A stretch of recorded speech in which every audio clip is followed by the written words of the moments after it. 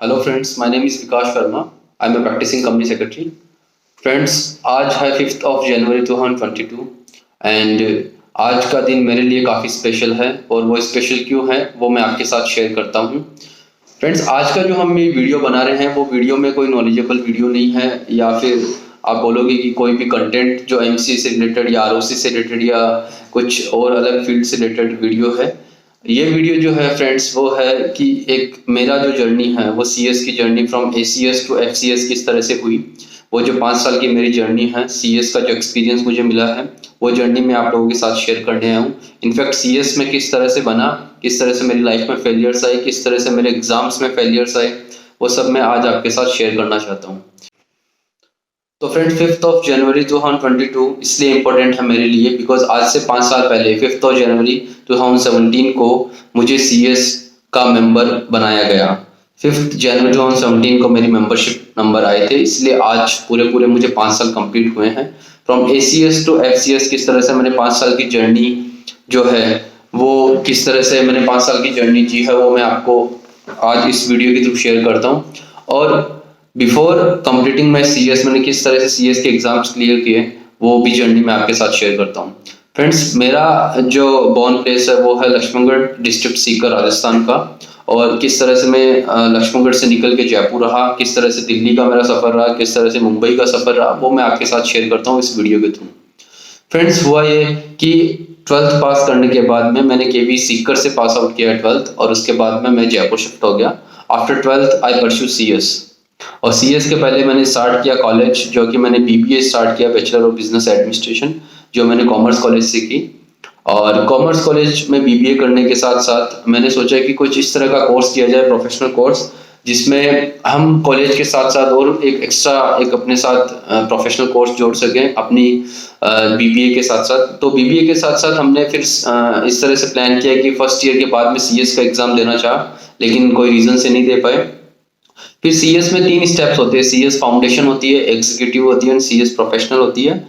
तो सीएस जो फाउंडेशन है वो हमने दिया था 2nd ईयर के बाद में। फ्रेंड्स, अगर मैं मेरी बात करूं कि हमारे हॉस्टल में बहुत सारे ऐसे स्टूडेंट्स जो सीए या सीएस कर रहे थे, तो उस टाइम पे मैंने सीएस चूज किया और मैंने बीबीए 2nd ईयर के बाद में सीएस का फाउंडेशन एग्जाम दिया था फर्स्ट टाइम। और मुझे आज भी याद है कि मेरा सीएस का जो एग्जाम है फाउंडेशन में वो मेरा फर्स्ट अटेम्प्ट में क्लियर हो गया था। और उस फर्स्ट अटेम्प्ट में क्लियर होने के बाद में कॉन्फिडेंस आ गया कि ठीक है, ये तो कर लेंगे इजीली और इसमें कहीं कुछ प्रॉब्लम नहीं आने वाली है, बीबीए साथ साथ चलती रहेगी और उस बीबीए के साथ साथ सीएस एग्जाम्स भी क्लियर कर लेंगे और एक एक्स्ट्रा डिग्री हमारे साथ हो जाएगी। तो फ्रेंड्स, जो बीबीए कर रहे थे उसके दौरान सीएस एग्जीक्यूटिव भी आ गया था। फिर सीएस एग्जीक्यूटिव मैंने फर्स्ट अटेम्प्ट दिया और सीएस फाउंडेशन के बाद में शायद 1 साल का टाइम मिलता है, 12 मंथ्स का टाइम मिलता है, उसके अंदर आप अपने सीएस एग्जीक्यूटिव की प्रिपरेशन कर सकते हो। फर्स्ट मॉड्यूल और सेकंड मॉड्यूल दोनों की प्रिपरेशन एक साथ भी कर सकते हो। तो यहाँ सीएस एग्जीक्यूटिव मैंने इसको इतना नॉर्मल लिया था कि जिस तरह से फाउंडेशन निकला है उस तरह से एग्जीक्यूटिव भी निकल जाएगा इजीली, इसमें कोई कहीं प्रॉब्लम आने वाली नहीं है। तो सीएस एग्जीक्यूटिव का मैंने फर्स्ट अटेम्प्ट दिया और एग्जीक्यूटिव फर्स्ट अटेम्प्ट में मैं फेल हो चुका था। वो इसलिए फेल हुआ बिकॉज ऑफ ओवर कॉन्फिडेंस कि ये तो इजीली क्लियर हो जाएगा, इसमें कहीं कुछ प्रॉब्लम आने ही वाली नहीं है, बिकॉज फाउंडेशन में फर्स्ट अटेम्प्ट में क्लियर हो गया। तो जब मैं एग्जीक्यूटिव में फर्स्ट अटेम्प्ट में फेल हो गया तो मैंने रियलाइज किया कि मैंने मिस्टेक क्या की है। मैंने मिस्टेक ये कि जिस तरह से मैं फाउंडेशन में स्टडी की है और जिस तरह से मैंने फाउंडेशन में क्लासेस ली थी या ऑनलाइन क्लासेस ली थी उस टाइम पे, तो उसी तरह से मैं क्लासेस ले ली थी और एक शायद रेफरेंस बुक आती थी सुचिता प्रकाशन वगैरह की, तो वो मैंने स्टडी किया था, जिससे मेरे को पूरा एग्जीक्यूटिव जो है मॉड्यूल जो है उसके क्या कंटेंट्स है, क्या टॉपिक्स है, वो क्लियर नहीं हुआ था। इसके कारण एग्जीक्यूटिव का जो फर्स्ट अटेम्प्ट है वो मैं फेल हो चुका था। और एग्जीक्यूटिव में मैंने फर्स्ट अटेम्प्ट में एक ही ग्रुप दिया था और फिर मैंने देखा कि ये दोनों ग्रुप जो है वो दोनों एक साथ आ जाएंगे अभी नेक्स्ट अटेम्प्ट में, तो दोनों ग्रुप फिर मैंने एक साथ दिया था, first group and second group. तो फर्स्ट ग्रुप यहाँ और सेकंड ग्रुप, फर्स्ट ग्रुप की मेरी प्रिपरेशन हो चुकी थी पहले से थोड़ी बहुत और थोड़ी बहुत मैंने सेकंड ग्रुप के साथ साथ की। तो यहाँ प्रॉब्लम ये आ जाती है कि फर्स्ट ग्रुप और सेकंड ग्रुप एक साथ दें या नहीं दें, यह भी एक बड़ी प्रॉब्लम है। तो काफी लोग कंफ्यूज कर देते हैं, नहीं अभी आपने फर्स्ट अटेम्प्ट की प्रिपरेशन की है तो आप फर्स्ट ही पहले दीजिए या फिर आप एक ही ग्रुप दीजिए, दोनों एक साथ मत दीजिए। तो वहाँ अगर मैं कुछ स्टूडेंट्स अगर इस टॉपिक पे आके अगर इस चीज को लेके काफी बार स्टक हो जाते हैं, तो मैं उनको यही गाइड करूंगा कि अगर आपकी प्रिपरेशन फर्स्ट ग्रुप की हो रखी है और अगर आपको लगता है कि आप सेकंड ग्रुप के साथ साथ उसको मैनेज कर लोगे, आपके पास सफिशिएंट टाइम है, आप टाइम दे पाओगे, तो आप दोनों ग्रुप एक साथ आपको देना चाहिए। उसमें आपको सेट ऑफ का फायदा मिल जाता है। मेरे टाइम पे दोनों जो सब्जेक्ट है, दोनों जो ग्रुप है, उसमें 6 सब्जेक्ट होते थे और 600 मार्क्स में से 300 मार्क्स चाहिए होते हैं। तो वहाँ सेट ऑफ में मैं इजीली सेकंड ग्रुप जो है, सेकंड अटेम्प्ट जो है उसमें फर्स्ट एंड सेकंड ग्रुप दोनों एक साथ क्लियर कर लिए थे। तो मेरा सेकंड अटेम्प्ट था, उसमें मेरा एग्जीक्यूटिव क्लियर हो चुका था और ये मुझे रियलाइज हो गया कि अगर इसमें फाउंडेशन की तरह स्टडी करेंगे तो अपना एग्जीक्यूटिव और प्रोफेशनल एग्जाम्स जो है वो इजीली क्लियर नहीं हो पाएगा। तो एग्जीक्यूटिव के बाद में मैं काफी सीरियस हो गया कि नहीं, सीएस को काफी सीरियस लेना होगा। ये एक इस तरह का सब्जेक्ट या इस तरह का एक कोर्स नहीं है जिसको साइड बाय साइड आप कैरी कर सकते हो और क्लियर कर सकते हो। तो सीएस एग्जीक्यूटिव के बाद में मैं प्रोफेशनल स्टेज में काफी सीरियस हो चुका था और सीएस फाइनल की क्लासेस भी लेने में एक कोचिंग इंस्टीट्यूट जो है वो ज्वाइन कर लिया था जयपुर में। और सीएस फाइनल के साथ साथ मैंने कोई भी और स्टडीज नहीं की, क्योंकि मुझे ऐसे लगा कि सीएस फाइनल के साथ साथ अगर कोई और फर्दर स्टडीज करता हूँ तो शायद उसमें प्रॉब्लम आ सकती है। तो सीएस फाइनल मैंने किया और सीएस फाइनल का फर्स्ट अटेम्प्ट मैंने दिया और उसमें मैंने दिया सारे ग्रुप्स, जितने भी ग्रुप्स थे। उस टाइम पे 2014 में मैंने दिया था और उस टाइम पे 3 ग्रुप होते थे और 3 सब्जेक्ट होते थे हर एक ग्रुप में, तो ऐसे करके 9 सब्जेक्ट थे। तो 9 सब्जेक्ट जो है वो मैंने एक साथ दिया था फर्स्ट अटेम्प्ट मेरा सीएस फाइनल का। और फ्रेंड्स 9 सब्जेक्ट देने का रीजन ये था कि कोचिंग इंस्टीट्यूट में इस तरह की स्टडी होती थी कि 9 के 9 सब्जेक्ट एक साथ कवर हो जाते थे। और जो फर्स्ट अटेम्प्ट जो होता है सीएस का या फिर वो सीए का भी बोल सकते हो, वो काफी स्पेशल होता है। स्पेशल इसलिए होता है क्योंकि उसमें सारे सब्जेक्ट्स जो है वो हम फर्स्ट टाइम पढ़ते हैं। फर्स्ट टाइम पढ़ते हैं तो काफी एक्साइटमेंट भी रहती है कि ये सब्जेक्ट हम फर्स्ट टाइम पढ़ रहे हैं और इससे नॉलेज गेन हो रहा है, वो एकदम फ्रेश नॉलेज है जो हमने पहले कभी पढ़ा नहीं है। और सबसे बड़ी बात है कि जो टाइम है वो फर्स्ट अटेम्प्ट में हमेशा स्टूडेंट्स को ज्यादा टाइम मिलता है और सेकंड अटेम्प्ट में जैसे जैसे है वो टाइम रिड्यूस होता रहता है। 4 महीने मिलते हैं शायद सेकंड अटेम्प्ट से, बाद में एग्जाम का रिजल्ट आने के बाद में। तो फर्स्ट अटेम्प्ट जो है वो काफी इंपॉर्टेंट होता है और मेरा तो ये सजेशन है स्टूडेंट्स को कि फर्स्ट अटेम्प्ट जो है उसमें सारे ग्रुप्स आपको देना चाहिए, चाहे वो सीए का स्टूडेंट हो चाहे वो सीएस का स्टूडेंट हो। तो यहाँ जो है मैंने फर्स्ट अटेम्प्ट जो है उसमें तीनों ग्रुप दिए थे और उस ग्रुप में मैंने उस अटेम्प्ट में मैंने एक ग्रुप जो है वो क्लियर कर चुका था। तो फर्स्ट मेरा जो ग्रुप है वो क्लियर हो चुका था, 2 ग्रुप मेरे रिमेनिंग रहे थे। उसके बाद सेकंड ग्रुप भी मैंने दिया था। उसके बाद में सेकंड ग्रुप में मैंने सेकंड अटेम्प्ट में मैंने सेकंड ग्रुप क्लियर कर लिया था। तो इस तरीके से मेरे 2 ग्रुप इजीली क्लियर हो चुके थे फर्स्ट एंड सेकंड अटेम्प्ट में। तो यहाँ प्रॉब्लम ये आ गई कि मैंने फर्स्ट जो अटेम्प्ट है उसमें टारगेट किया था कि मेरे को किस तरह से क्लियर करना है और सारे ग्रुप्स एक साथ क्लियर करना है, बट वो नहीं हो पाया कैसे भी करके। बट फिर भी मुझे ऐसा लगा कि सेकंड ग्रुप में मेरे बाकी के 2 ग्रुप्स हो जाएंगे सेकंड अटेम्प्ट में, तो वहां भी फिर वापस से नहीं हुआ। तो थर्ड जो अटेम्प्ट था मेरे लिए काफी ऐसा हो गया था, मैं डीमोटिवेट हो गया था कि ये थर्ड वाला जो अटेम्प्ट है इसमें जो लास्ट ग्रुप बचा है वो क्लियर हो पाएगा या नहीं हो पाएगा। ये भी एक बड़ी प्रॉब्लम, क्योंकि वो सब्जेक्ट्स जो थे थर्ड ग्रुप के वो बार बार रिपीट होते जा रहे थे, उसको बार बार स्टडी करनी पड़ रही थी। और आई थिंक उसमें एफएम था, आईटी था, इस तरह का कोई सब्जेक्ट था जो क्लियर नहीं हो पा रहा था और उसमें टोटल 150 मार्क्स थे जो नहीं बन पा रहे थे। तो थर्ड अटेम्प्ट में आते आते इस तरह का थोड़ा डीमोटिवेशन हो चुका था। और उसके साथ साथ मेन मेजर इशू ये हो गया था कि मैंने एग्जीक्यूटिव के बाद में सीएस फाइनल के बाद में जो ट्रेनिंग होती है, उसको मैंने पहले ही स्टार्ट कर दिया सीएस एग्जीक्यूटिव के बाद में, जो आई थिंक 15 मंथ्स की ट्रेनिंग थी मेरी। और 15 मंथ्स की ट्रेनिंग मैंने स्टार्ट कर दी थी एग्जीक्यूटिव के बाद में। तो प्रॉब्लम ये होती थी, ऑफिस भी हमने ज्वाइन कर लिया था, एक पीसीएस फर्म सीएस फर्म थी जयपुर में, वो मैंने ज्वाइन कर ली थी। और उसके साथ साथ मैं सीएस के फाइनल के एग्जाम्स की तैयारी भी करता था और उस तैयारी के साथ साथ ऑफिस भी ज्वाइन कर रखी थी। तो दोनों तरफ से एक प्रेशर था कि आप मॉर्निंग से लेके इवनिंग तक ऑफिस में रहो, आप अपनी ट्रेनिंग कंप्लीट करो और ट्रेनिंग के साथ साथ घर पे आने के बाद आपको स्टडी भी करनी होती है। और वही सीएस फाइनल के सब्जेक्ट्स जो रिपीटेटिव आपने पढ़ रखे हैं पहले भी, पिछले 1 साल या 1.5 साल से वही आप पढ़ रहे हो। तो काफी एक डीमोटिवेशन टाइप की फीलिंग आती है कि आप ट्रेनिंग कर रहे हो, बाई चांस आपका क्लियर हो या नहीं हो तो फिर ट्रेनिंग का क्या मतलब रहेगा, या फिर इसको ड्रॉप कर दें। और बीच में शायद एक ऐसी सिचुएशन आई भी थी कि मैं थर्ड अटेम्प्ट के बाद में मेरे को ऐसा लगा कि थर्ड अटेम्प्ट में मेरा थर्ड ग्रुप क्लियर नहीं होगा, तो मैंने ट्रेनिंग बीच में छोड़ भी थी। शायद 11 या 12 महीने करने के बाद में मैंने बीच में ड्रॉप कर लिया ट्रेनिंग को। तो वहां प्रॉब्लम ये आ गई थी कि मुझे लगा कि मैं कहीं जॉब ज्वाइन कर लेता हूँ, इससे बेटर ये होगा कि सीएस को ड्रॉप कर देते हैं, वो एक बेटर भी होगा। बिकॉज थर्ड अटेम्प्ट के बाद में भी मुझे लगा कि वो क्लियर नहीं हो पाएगा। और जैसे ही मैंने थर्ड अटेम्प्ट दिया और उसका रिजल्ट शायद फरवरी में आता है 2 महीने के बाद में, और थर्ड अटेम्प्ट में मेरा थर्ड ग्रुप क्लियर नहीं हुआ था। तो उसके बाद में ऐसा लगा कि यार थर्ड ग्रुप 3 अटेम्प्ट मिल चुके हैं और तीनों अटेम्प्ट में भी सीएस नहीं कर पाए, जो कि एक फर्स्ट अटेम्प्ट में करना था और 3 अटेम्प्ट लग गए हैं।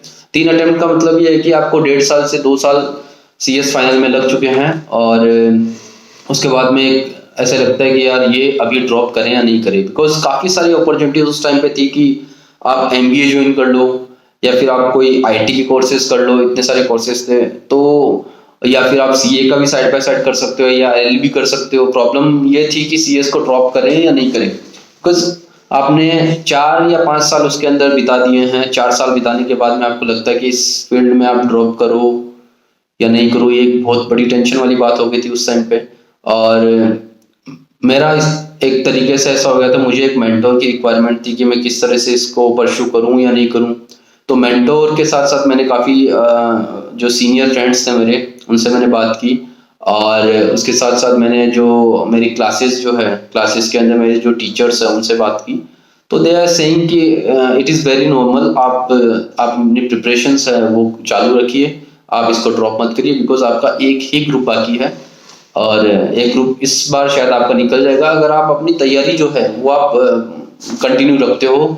और अगर आप इसको ड्रॉप कर दोगे तो आपके जो दोनों ग्रुप पास हुए हैं उसकी भी कोई वैल्यू नहीं है, क्योंकि उस टाइम पे इस तरह के कोर्स थे नहीं कि आपको कोई सेक्रेटेरियल कंप्लायंस का कोई सर्टिफिकेट मिल जाए या एग्जीक्यूटिव पास का कोई सर्टिफिकेट मिल जाए। तो यहाँ प्रॉब्लम वाली बात हो गई कि सीएस जो है वो ड्रॉप करें या नहीं करें। तो बट मैंने ये देखा कि ये एक अटेम्प्ट और हम देके देखते हैं कि थर्ड ग्रुप शायद क्लियर हो जाए। और मैंने फोर्थ अटेम्प्ट दिया और लकीली फिर मैं फोर्थ ग्रुप में पास हो चुका था। फोर्थ अटेम्प्ट में मेरे आई थिंक पूरे 150 मार्क्स आए थे उस ग्रुप में और मैं पास हो चुका था। तो फाइनली मुझे 4 अटेम्प्ट लगे सीएस फाइनल क्लियर होते होते, एग्जीक्यूटिव में 2 अटेम्प्ट्स लगे और फाउंडेशन फर्स्ट अटेम्प्ट में क्लियर हुआ।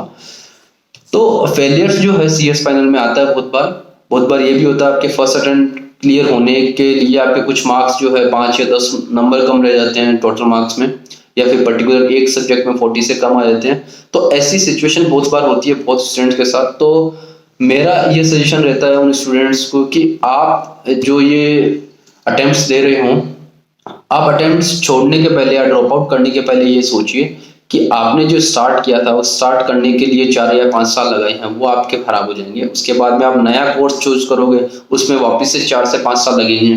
तो बेटर ये होगा कि आप उसी कोर्स को कंटिन्यू करो और आपको थोड़ा पेशेंस रखना होगा। और सब्जेक्ट्स जो है उनमें अपडेट्स आते रहते हैं, अपडेट्स को आप देखिए और उन अपडेट्स को आप फॉलो करके ही आगे आप जा सकते हो, एग्जाम्स क्लियर कर सकते हो। तो फ्रेंड्स यहाँ पे मैंने एक चीज़ नोट की कि लाइफ में जो है कई बार कुछ एग्जाम्स में आप फेल हो जाते हो, तो इसका मतलब ये नहीं कि आप क्विट कर लो इसको इजीली। उसको आप एक बार और दो एग्जाम, और वो नहीं हो रहा तो आप उसके बाद में एक बार और एग्जाम दो। आप एग्जाम्स देते रहो, साइड बाय साइड आप कुछ और भी करते रहो। मैं ऐसा नहीं बोल रहा हूँ कि आप उसी में लगे रहो, उसको छोड़ो ही मत, आप वो आप करते रहो। अगर आपको लगता है मेरे को 5 या 6 अटेम्प्ट हो चुका है और मेरे 1 या 2 ग्रुप क्लियर है और मुश्किल से 1 या 2 ग्रुप क्लियर करना और मैं सीए या सीएस बन सकती हूँ या बन सकता हूँ, तो आपको वो ड्रॉप नहीं करना चाहिए। बिकॉज आपने उसमें काफ़ी टाइम जो है वो इन्वॉल्व किया, अपने आप को एंगेज किया है, आपने ट्रेनिंग्स की है, आपने काफ़ी सारे जो सीए या सीएस फ्रेटर्निटी दोस्तों के साथ फ्रेंडशिप रही है जो आपको इस जर्नी में हेल्प किया है। तो मैं तो ये मानता हूँ कि आपको ड्रॉप नहीं करना चाहिए और साइड बाय साइड आपको कुछ काम कर लेना चाहिए। शायद आप कोई सीए फॉर्म या सीएस फॉर्म ज्वाइन कर सकते हो एज ए जॉब या कर सकते हो। तो ये एक मेरी लाइफ में किस तरह का स्टेज था कि मैं सीएस ड्रॉप करूं या कंटिन्यू करूं। तो वहां मेरा फोर्थ अटेम्प्ट में क्लियर हो चुका था और फोर्थ अटेम्प्ट क्लियर होने के बाद में सीएस बनने के बाद में जो फीलिंग थी वो थी कि भैया ये तो बेस्ट फीलिंग है, एकदम बेस्ट फीलिंग है कि इस तरह की फीलिंग आ रही थी। सबसे बड़ी फीलिंग तो ये कि मैं अटेम्प्ट जून अटेम्प्ट होता था उस टाइम पे, और अभी भी जून अटेम्प्ट ही आई थिंक, जून अटेम्प्ट और दिसंबर अटेम्प्ट है, उसमें पढ़ाई नहीं करनी होगी। सबसे बड़ी बात यह है, क्योंकि हर 4 अटेम्प्ट से या एग्जीक्यूटिव अटेम्प्ट से आपको कंटिन्यूस स्टडी करनी पड़ती है।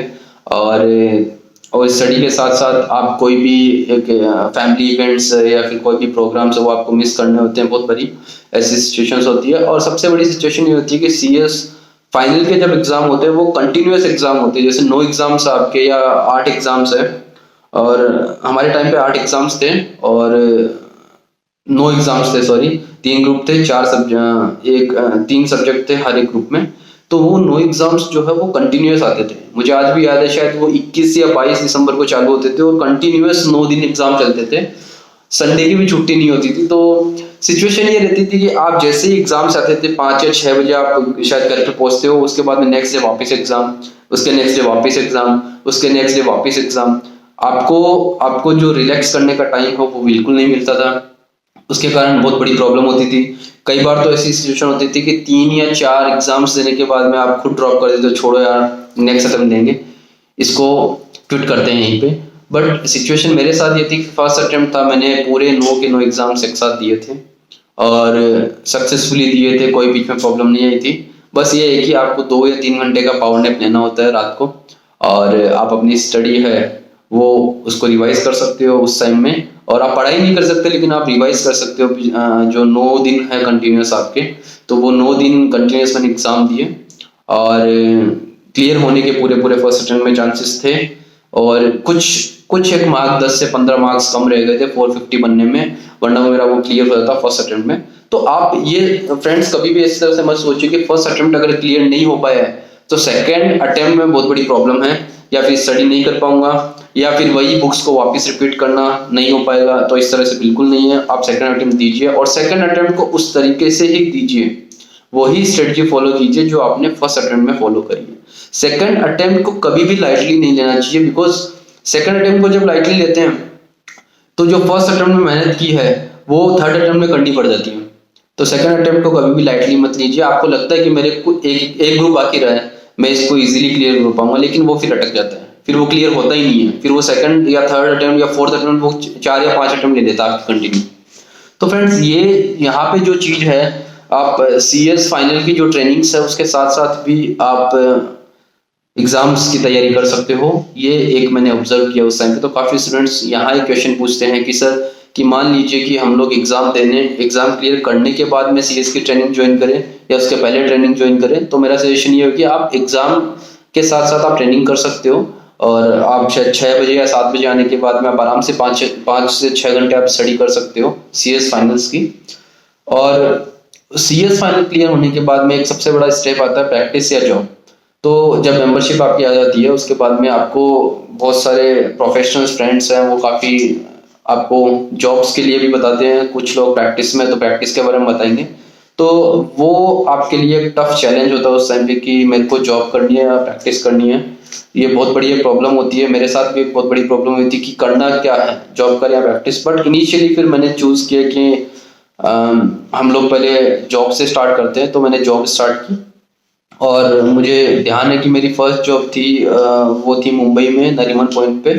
फर्स्ट जो मेरी कंपनी थी वो मुंबई थी, और वहाँ मैंने फर्स्ट जॉब थी, मैंने एज ए असिस्टेंट सीएस काम किया था उस कंपनी में। और वहाँ 2 लीड सीएस थे, मैं उनको एज एन असिस्टेंट उनके साथ काम किया था। मैंने ज़्यादा टाइम तो काम नहीं किया, 7 से 8 महीना मैंने काम करके जॉब से रेजिग्नेशन दे दिया था।